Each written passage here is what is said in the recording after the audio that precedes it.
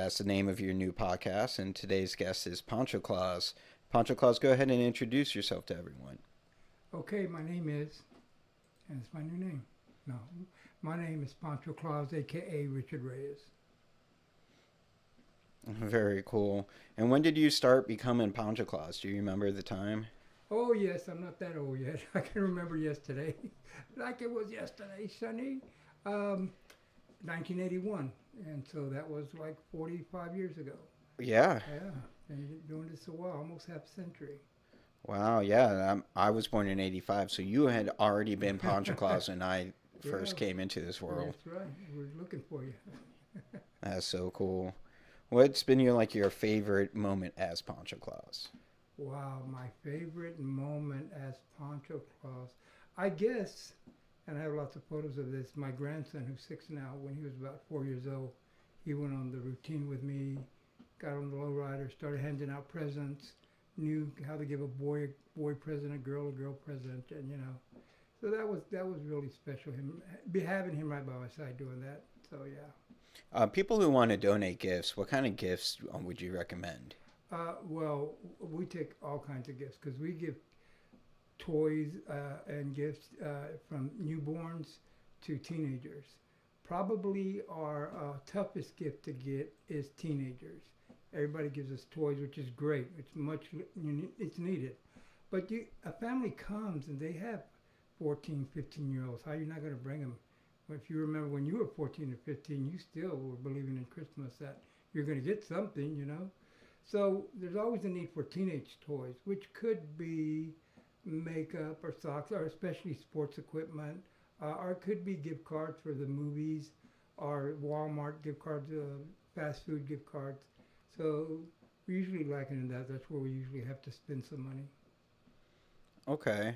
So one of the things I always wanted to know is why toys, and why not something else, like why not, there's some programs to give out band equipment, and it can be very difficult to get expensive band equipment, but that's not Pancho Claus. Pancho Claus is toys. So Well, you why stay in your toys? lane. You stay in your lane, and Christmas is toys. Christmas is not really thought of a band or an adult. Christmas is kids and toys. Now there comes time because we perform at detention centers, and so there we bring what they need, which is socks, toiletries, things like that. Beanies. Uh, so we kind of fit the purpose. Okay, and so when you're doing other things that aren't toys, what's the list you give to people for donations so people can know, so they can give to those specifically for those, different events? Uh, what do you mean, toy wise? Well, you said toiletries where you're looking for like socks, Well, that's when shampoos. we really are not looking for that because we have enough of that on the Gotcha. side. Yeah, but toys and teenage toys are the main items that we seek. But as I said, everything is used. We give out 20,000 toys here in Houston area, the Rio Grande Valley, and so it's all used one way or another. The more toys we get, the more we give. There's areas of town that we don't cover. Uh, but there's so many areas of Houston: East End, North Side, Aldine, Southwest, Spring Branch, uh, and we can't be at all of them every year. So the more toys we get, the more of them we can hit. That's awesome. So you've been doing like the unofficial sponsor of Houston Comics for a long time. Do you find that there's a spirituality involved with comedy? Well, first of all, I wouldn't call me a sponsor, more like an ambassador. You know, Okay, yeah, because we don't give as much as we would like, but we try to support it. It's a selfish pleasure of mine. I've always enjoyed comedy. I went to comedy back in the 70s when it was Andy Huggins and all those guys and that comic annex on West Gray. No, that was in San Felipe actually. And then the big deal was West Gray with the Laugh Stop, and then Danny Martinez came along with his joke joint and changed names a couple of times. And so I've always enjoyed comedy. On the other hand, my full-time job for the past 40 years was director of an art center, cultural arts center. And we embraced all the arts, um, visual arts, music, dance, acting, writing, and a lot of people don't embrace comedy in that art genre.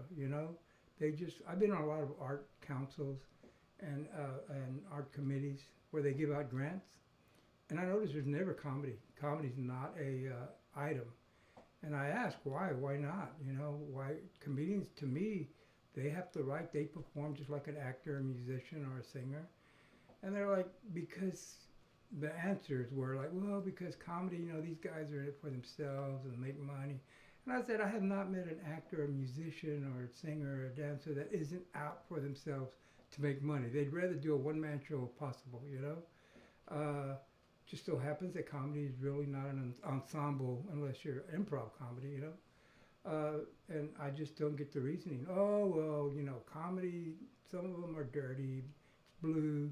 I have been to many plays and many art shows. I went to an art show recently where it had like a 10-foot drawing of a naked lady, maybe 12 foot tall, and it said F the white man. And this was people drinking wine and dressed up and, just moving about. And there's lots of plays and art like that. So I never understood it. So I picked up the challenge and decided to do my best to represent the comedy scene. Well, we appreciate you, for being the unofficial ambassador of all comics in Houston.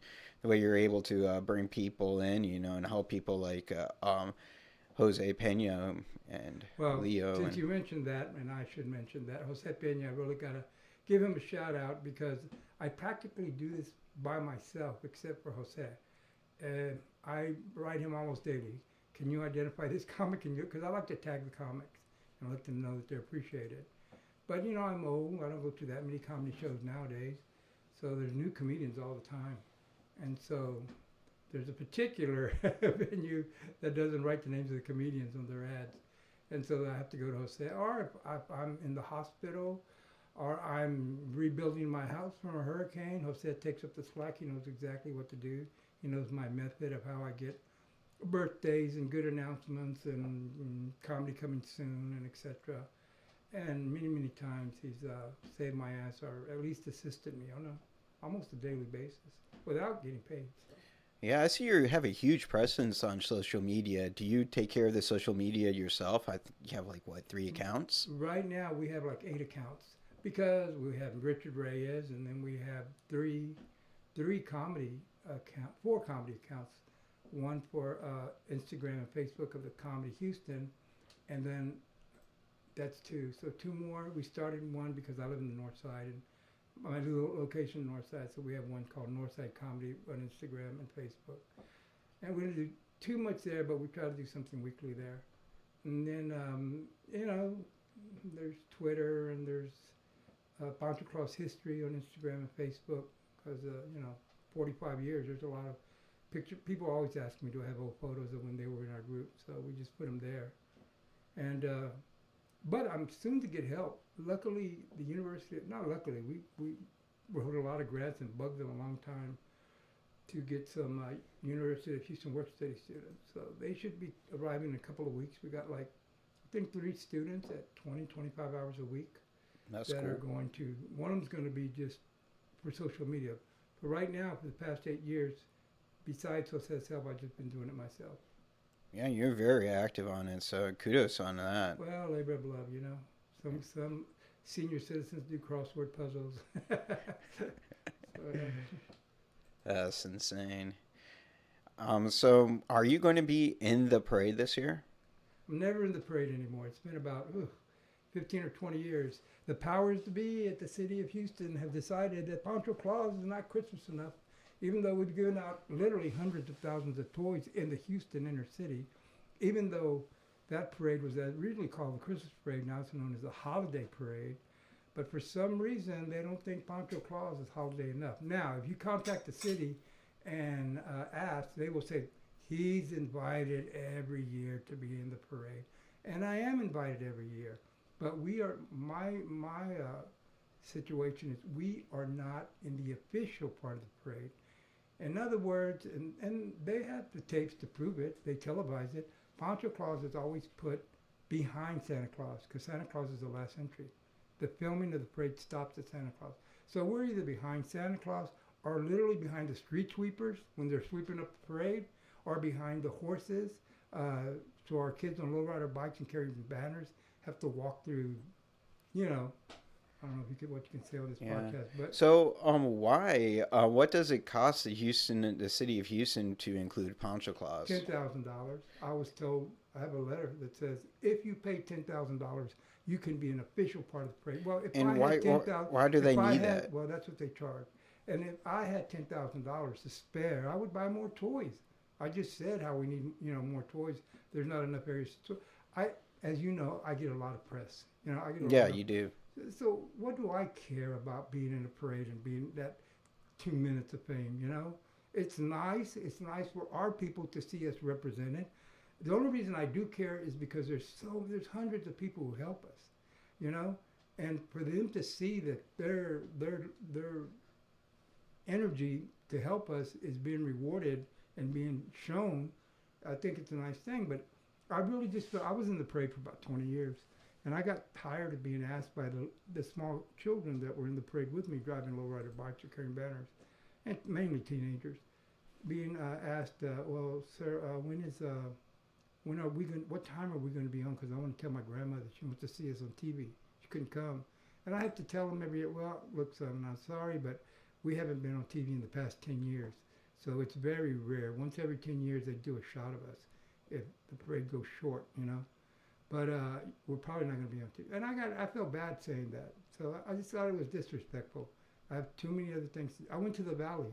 I'm in about 5 different parades in the Rio Grande Valley. It's true that you have to go out of your town to get appreciated, So Yeah. Well, hopefully one year they'll officially invite you back in and, maybe. and let you, ride maybe before Santa Claus or something, just so you It get a would be little nice. bit. Because Houston loves Pancho Claus. I remember my boss told me that he used to go out to the parade every year, and it was a big deal when he was a kid when they saw Pancho Claus come across. It was a heck of a time getting there, stuck in traffic on the way there and the way back. But Speaking about your boss, who owns Photo Rental Center? Photo Rental Source. Yeah. Photo Rental Source. I Yes. just want to give out a shout out to him because he provided us with a excellent Canon camera to document what we do in the community. And it started off with you visiting me in the hospital, which is also very much appreciated. Of And course. me mentioning if you could help me find an inexpensive camera. Then lo and behold, you talked to your boss, and he generously provided that camera. And really appreciated it. Yeah, once I found out that you were looking for a camera, and I know my boss has hundreds of cameras, I was like, maybe he has a camera that he couldn't rent anymore, but he would be willing to, donate. It's just if you had an extra $300 to $700, you could spend that on toys over, camera gear. But of course, you do need that kind of Did you stuff. say it was his dad's camera? It was his dad's camera, yes. So that's very special. Yeah, his dad used to take family portraits with that camera, and it wasn't that long ago. I think the camera is like 2012, so it's not an especially old camera. It's a really nice one. It is a nice camera. Camera gear never really goes out. Just gets more and more expensive as time goes by. They used to be less expensive, but after tariffs, even like the older cameras went up in price. Not to talk about tariffs. Yeah. Well, it's just a fact of life, right? You gotta spend more money on things now. Yep.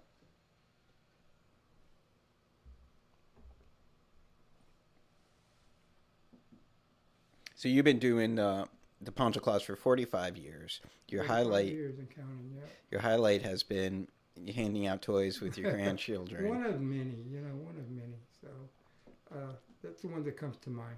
What's happening this year? What's special about 2025? Special about 2025, it's really special because what did Einstein say about change? Doing the same thing? Doing the same thing over and over was insane, kind of, right? It's the definition of doing the same thing over and over and expecting different results is a definition of insanity. And that's where we were. And sometimes when you change, you're being forced to change. You know, we were in the second ward for 44 years now, and then the space we were at, it closed down for a couple of years. So we were scrambling to find somewhere. And then I started thinking, well, um, my families are not here. After 45 years, I have generations of kids that come whose dad was in our group, but these families are no longer in the second ward. The second ward is now Edo. And so the north side, second ward, the east end, that's where we operated. But you can hardly do a toy cruise there. There are affluent people there now. So we had to scramble to find somewhere we could afford, and we ended up in Greens Point this year. That's why 2025 is special. I'm very special, very lucky, very blessed to have found this location. It's near Greens Point, and a lot of people are like, "Ooh, why do you want to move there? It's so dangerous." They call it Guns Point. Because that's where we're supposed to be. There's a lot of high crime there. There's a lot of poverty there. There's literally, I'd say, 30 or 40 apartment units. Many of them abandoned. Greens Point Mall is abandoned. It's like a ghost town. But that's where we're needed. There's much poverty there. We gave out 200 Easter baskets, and just from the apartments across the street, just with a couple of days' notice. So I can imagine how Christmas is going to be. Yesterday we did Thanksgiving dinner, and a lot of people showed up, with free clothes and free. I was there giving out toys, and so I'm happy to be there. United Faith Incorporated is the one who's helping us out there. It's their building, but just in my building alone, it's a modern-looking building. It's like 3 or 4 stories. There's like 9 churches in it, which means that we're all like mine. Somebody's giving out school supplies, the rest of us go set up a table to give stuff to. Somebody did a Thanksgiving dinner, the rest of it, we all help each other. I did my Easter thing. A couple of weeks ago, I had people come to decorate toy collection boxes. I borrowed tables and chairs from one of the churches. So it's nice to be with like-minded people that appreciate what you're doing. So that's the biggest change for 2025. You got into a new facility. You're back with the people you need to be. Yeah, new families. A lot of those people are not from Mexico. They're Venezolanos or Honduras or El Salvador. So a lot of them did not grow up in Pancho Claus. They have no idea who I am. So we're just like reintroducing ourselves all over again. Although because of the news, many of them do, but most of them not had a personal experience. You recently were followed by some guys from New York. They were doing a little segment on you. You want to talk about that? Are you allowed to talk about that? Oh yeah, because that was a few years ago, about 3 years ago, I think, and that was exciting. Vice, this program called Vice on HBO, and you can find it. As a matter of fact, I just posted it a couple of days ago on my Facebook. If you want to look at it, and they called me and they sent a 4-man crew down to Houston, followed us around for about 3 days seeing what we do, and did a 7-minute story. It's called Local Legend. I was kind of scared at first because they called me and said, "Hey, we're from Vice and we want to do a story on you." And I'm like, "Oh my God, what the heck happened? What do I not know?" Like, no, it's a segment we have called Local Legends. And so, we just try to pick local people that are legends in their community but are not well known in other areas. I said, "Oh, okay." It turned out to be very, very good. I use it mainly, my main promotion when I'm sending something out. So we're very blessed to have that happen. That's very cool. There was a crew of Vice who just came down to Houston and rented some memory cards from our office, and that's how I was able to get those stickers. They're good people. Yeah, they're really cool. I think I got that. I don't know if you can see it in the shot. Maybe if I... Yeah, that Vice sticker in the background, that's from them. Oh, yeah, I noticed that when I came in. It was kind of cool, like how everything kind of integrates and comes together, and... Small world. Yeah, small Follow that world. under small world. Follow that under it. So what's next for Pancho Claus, besides for moving to Greens Point? You got Thanksgiving coming up. You got Christmas coming up. What's next is staying alive. I had 4 heart surgeries this past few months ago, December, and including a stent put in, all in a matter of a couple of weeks. A stent put in, uh, open heart surgery, a double bypass. They ended up putting a pacemaker on me, and so I survived that. I feel great. My legs are a little weak, but the rest of me feels 100%. You know, um, so keeping up with my health, I did rehab for a couple of months, and I try to continue that on my own. What we're doing, and that's one priority health-wise. You know, the other priority is back to Einstein's. You have to change. When I first started out, and if you go look in the archives like Google or news stories about me back in the 80s and 90s, I was mainly known for working with kids or juveniles in the detention centers, doing classes in detention centers all year round, not just Pancho Claus. Mentoring them when they got out, helping them find their first job, their first getting back to school, health resources, where to live. And besides that, had a big center, which still stands there at Navigation in Jensen. Huge cultural center, 300-seat theater, a big exhibit hall, classrooms. So I'd have about 100 kids a day in there learning all the different aspects of the art, you know.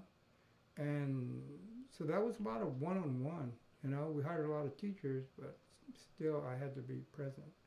And now I'm older, and I can't keep up with one-on-one and classes, and if a teacher doesn't show up, I would have to step in some kind of way.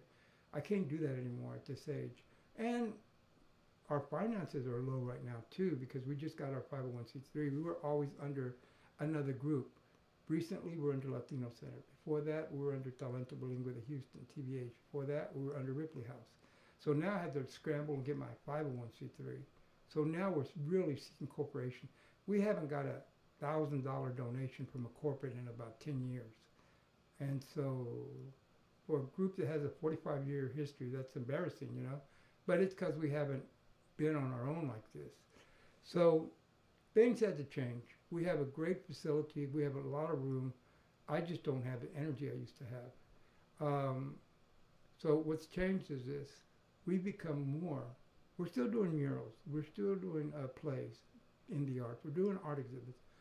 But we've changed to the one-on-one children's classes to helping youth out in different ways. And the ways is that in January, we do a big coat collection, jacket and coat collection, and we pass those out in the neighborhood. We did a couple of hundred for the first one last year. In April, we give out Easter baskets with 2 toys attached to it, and we gave a few of the hundred of those out in Easter. In the summer, we do school supply giveaways. We did one in July and benefited 600 kids, and one in August that benefited 300 or 400 kids. And then Christmas, in July and Christmas, we give out like 20,000 presents. So our focus is kind of different. We're still serving a lot of kids, a lot more than we ever have, but not one-on-one like we used to.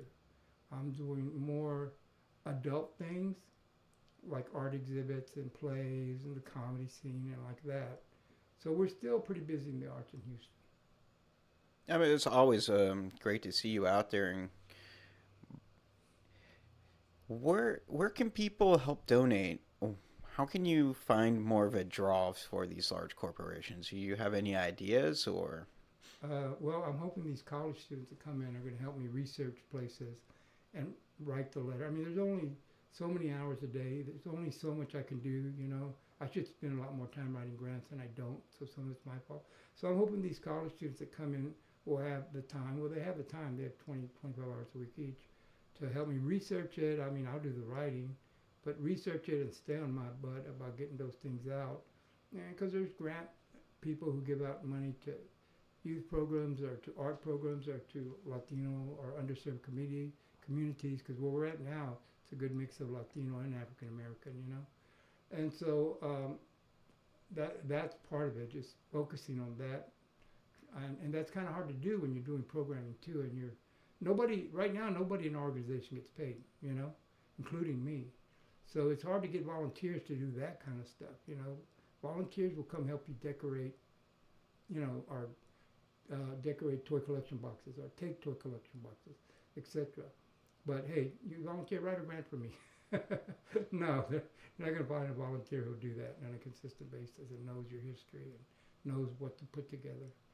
So as far as individual, it's, when COVID hit, it was really bad because there was nowhere to put our toy boxes. We collect toys from restaurants and bars, and everything was closed.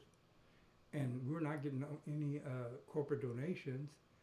And, I was asked by the press, so what are you going to do? I said, I'm going to believe in my community. To this day, if you go to my website, people have your computer in front of you, you can go to my website, and, most like big theaters or other mainstream type art organizations, they'll have their major underwriter, whoever it is, AT&T or whoever it is. And our major underwriter is what I told the press when they asked me who's going to help us. I said, my community is going to help us. My community always comes through. And that's what we have there. My community, Our major underwriter on our website is our community. And so, and that's the way it is for right now. But that we managed to survive, including, I might add, the comedians, The comedians, they're struggling like all people in the arts are, especially in the beginning stages. But collectively, these $5, $10, $20, they add up. And not only do the comics do that, they volunteer.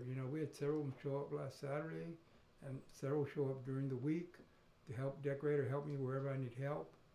And then you have people like you had Mike Worm, who had on your show recently, and of course he's struggling like we all are, but he's disabled, so even more so.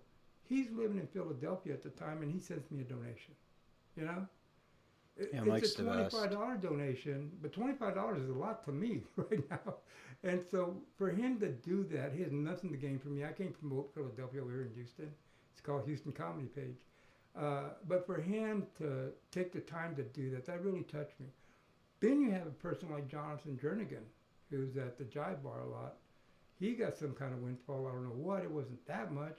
But out of the blue, he sent us $800. We spoke about that on his episode of the podcast. He didn't make that much money. He got like a little extra. It was like, imagine you getting a Christmas bonus and you have an extra $1,000 for gifts for your family. That's what he essentially gave you that money from. It was just, Christmas time money that he happened to get. He donated again. Yeah, he did. Not that much, but a good amount. Yeah, that sounds like Jonathan. So people do what they can. And if people, there's all kinds of ways to help us. You can send us $5. You can volunteer. You can sit at your house and call restaurants and bars and see if they'll let us deliver Christmas boxes, collection boxes to their business. And then call me and give me the names and the numbers. You can do that at your house, You can call pawn shops for us and see if they will give us at least one bike. Bikes are in Houston, man. There's all kinds of ways to help. It doesn't have to be money. But if you're very busy, send us $10, And we're easy to find. It's a GoFundMe. What's the GoFundMe? Pancho Claus 2025. But also you can go on any of my pages and find out our Cash App or our Zelle to the Pancho Claus Bank. Our Cash App to Pancho Claus has a crazy kind of spelling, so you have to look it up. In our pages. We have it there all over the place. So, there's all kinds of ways to help, and we need help. We need manpower, really. So we need help taking these. I have 200 boxes that I have to deliver. There's no way I'm going to do that by myself. So we need help delivering boxes, maybe in your neighborhood. Take one box and that'll be a help. So. And we need volunteers. Right. We need donations if possible. But mostly we just need people on the ground, just be able to move things back and forth. You need good schleppers. Mm-hmm. You need some good schleppers. So if there's some good schleppers out there, Pancho is giving you the call. Yeah. You know how to fix bikes? We have bikes that need tuning up, fixing to give away. We have used bikes that people donate. I tell people, just give us a used bike and we'll find the manpower to make it look nice. So. What's the nicest gift that you think you've gotten for some kids? Like someone just randomly donated, like something that you were like, wow, I can't believe this is going to be a donation. I guess the nicest gift we got donated to us, I'm pretty sure the guy's name was Daniel. This was 10 years ago. He was a lowrider. He's deceased now, but He had an award-winning lowrider bike. It was a three-wheeler. It had gold and candy, well, that blue, glittering, sparkly uh, paint job and gold adored it. And just out of the blue, he was not a rich person at all. He was living in a rental house with his two daughters and his wife. He gave us that, and he told us he wanted us to donate it. I mean, not donate it, raffle it. So we'd go to car shows, take that bike with us. We raised a few $1,000s with that bike, having raffle tickets.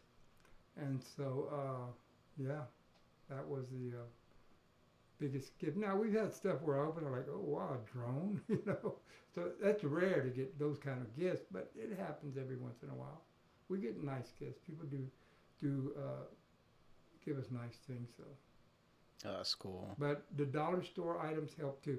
When a child comes to our big Christmas giveaway, which is on Christmas Eve, they get 7 gifts.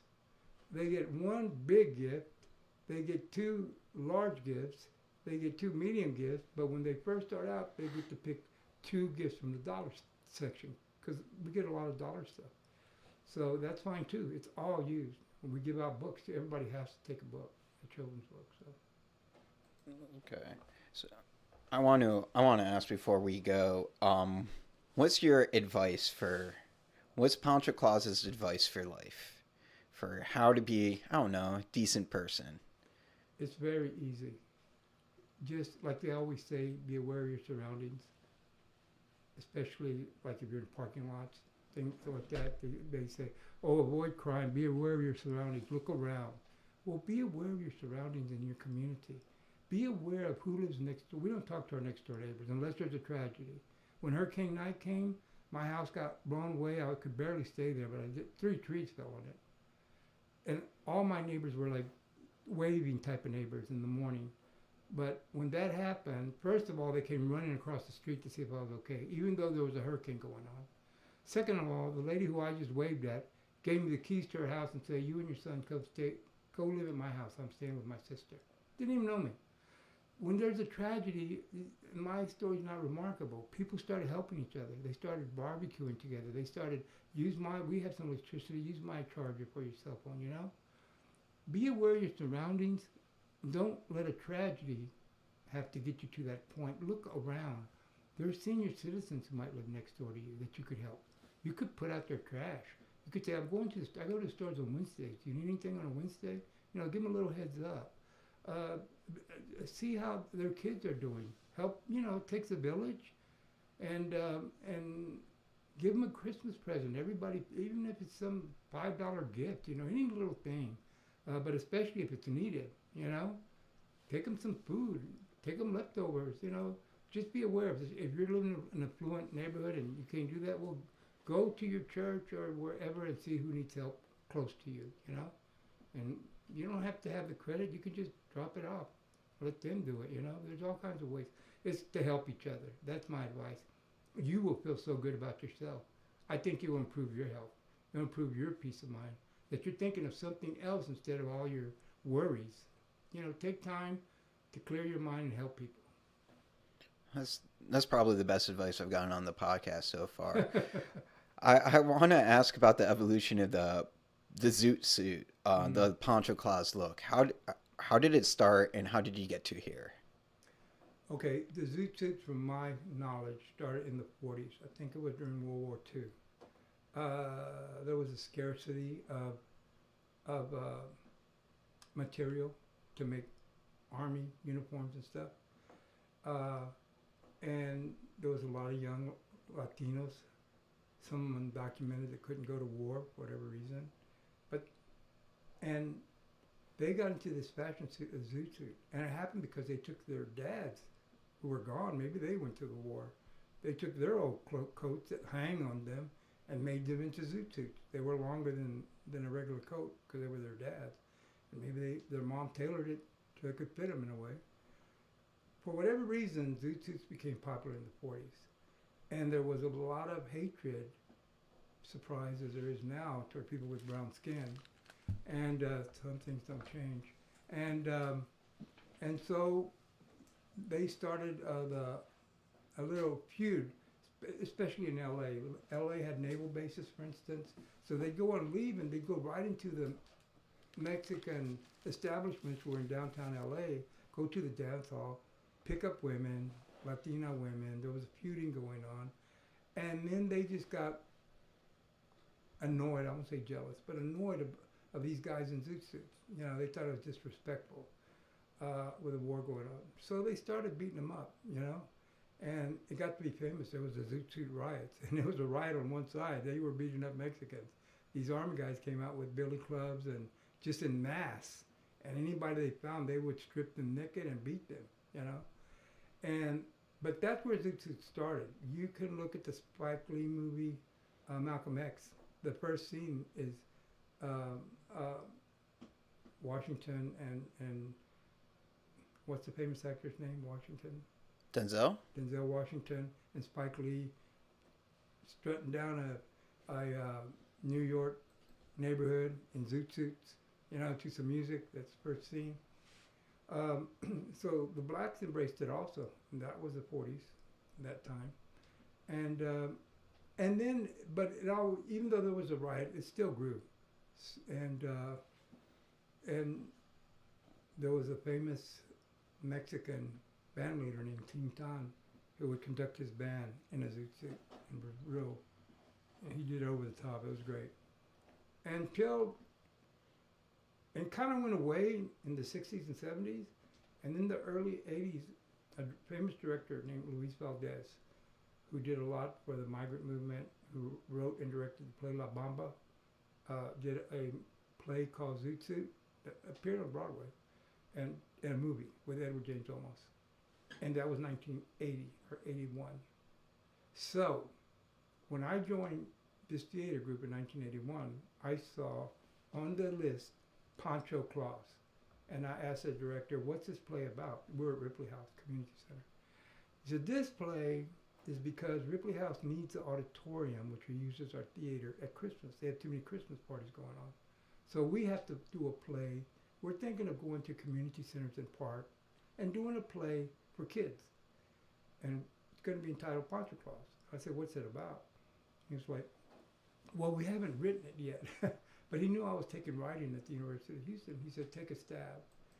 So I said, what are you envisioning? He says, we envision Pancho Claus as a guy with a sombrero, Mexican sombrero, big old hat, a serape, maybe pulling a burro, a jackass, a donkey. I'm like, huh. At that time, Zoot Suit had come out. I was like, you want to attract kids and teenagers? Why don't this Zoot Suit? I envisioned Pancho Claus dressed like I'm dressed, you know? I imagined just tapping into the Zoot Suit craze that was going on in Houston. There was Zoot Suit contests all over the place. There were lowrider contests all over the place. So I wrote a poem the night before Christmas, and what to my wondering eye should appear, but 8 lowrider cars all jacked down in the rear, you know? I wrote a play adapted Chicano style to that poem. I did it for him. It's 7 minutes long. And he said, you know what? That's great. Go write the play that goes with this. So I wrote the play, which we performed at the Alley Theater. And that's how it started. And that's that's the Zoot Suit history to me. You know, you definitely ushered in the Zoot Suit for culture for the next 45 years. No one thinks of Zoot Suit without thinking about Pancho Claus, that's for sure. Like, you definitely kept that culture alive, and you created something, like, I want to say magical almost. Well, thank you. Yeah. Thank you for being on my podcast. I'm kind of answered all my questions, but it's just been so much fun. Really, really appreciate having you here. Please, one more time, tell everyone your social medias, how they can donate, anything else you would like to say. Yeah. Go to any of my social medias, Pancho Claus, or Comedy Houston at Pancho Claus. All of them have information how to donate. On the Instagram, it's in the bio. And in Pancho Claus, just look at the post. I'm always tagging at the end how you can donate or volunteer, because we need as volunteers as much, you know, as donations. So I hope to meet you in person. I'm really proud of where we moved. I promise you, you will be impressed when you come visit us. So come visit us, even if you're not going to volunteer. Just come and pick up a box for that you know where one could go. That would help a lot. All right, that's awesome. And I am Steven Rosenbaum. The podcast is That's the name of my new podcast. Please check out my photography work at owenstevensphotography.com. Special shout out to Photo Rental Source for always being awesome and kind of, my unofficial sponsor. Really appreciate having you here, Pancho. And I'm going to play a quick video and we'll be all set. Thank you. Can you hear this yet? Can you hear this yet? Is it working? Did I make it work? How about now? How about now?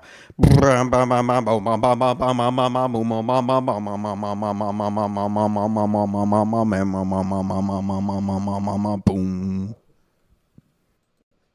Can you hear this yet? That's it. Thanks for